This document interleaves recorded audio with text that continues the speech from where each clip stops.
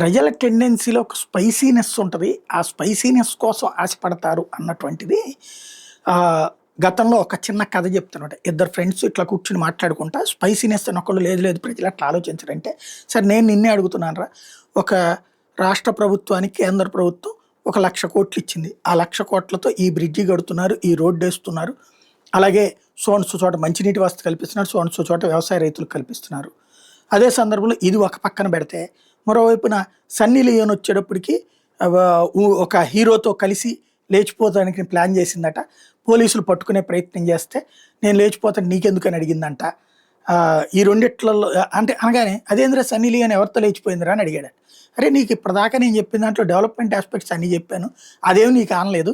అదే Sunny Leone గురించి మాట్లాడగానే నీకు ఆనింది. ఇదే మన దేశంలో ఉండేటటువంటి జబ్బు అని చెప్పి మాట్లాడంట. ఇది ఎందుకు చెప్పాల్సి వచ్చిందంటే, అటెన్షన్ డైవర్షన్ పొలిటీషియన్స్ చేసేటటువంటి తెలివైన ఎత్తుగడ, పాలకులు చేసే తెలివైన ఎత్తుగడ. పబ్లిక్ని ఒక టెన్షన్లో ఒక కాన్సెప్ట్లోకి దించేస్తే మన జోలికి రారు. ఇప్పుడు స్టాక్ మార్కెట్ అనేటటువంటిది మధ్యతరగతిని కదిలించాడు. అందరినీ కాదు, దానికి ఆధారపడ్డటువంటి దాన్ని నమ్మేటటువంటి వాళ్ళని, దాని రిలేటెడ్గా ధరలు పెరిగిందాన్ని తగ్గిందాన్ని గురించి మధ్యతరగతి కూడా చర్చించుకోండి. కాబట్టి 24 గంటల స్టాక్ మార్కెట్ ఇప్పటిదాకా పొద్దు నుంచి సాయంత్రం దాకా 10ంటికి తెరిచేసి సాయంత్రం 4ంటికి క్లోజ్ అయిపోయేటటువంటి స్టాక్ మార్కెట్ని 24 గంటల స్టాక్ మార్కెట్ల కిందకి తీసుకెళ్లేటటువంటి ప్రయత్నం అయితే ప్రారంభమైంది.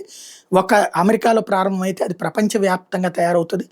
ఇక రాబోయేటటువంటి రోజులు రాత్రి పగలు షేర్లు, ఇక మందు కూడా షేర్ మార్కెట్లో పెడతారేమో. ఏది వాటి దగ్గర ఉన్నటువంటి ఆఫీసులో కూర్చుని మందు తాగుతూ కూడా షేర్లు కొంటం అమ్మటం చేస్తారని చూడాలి.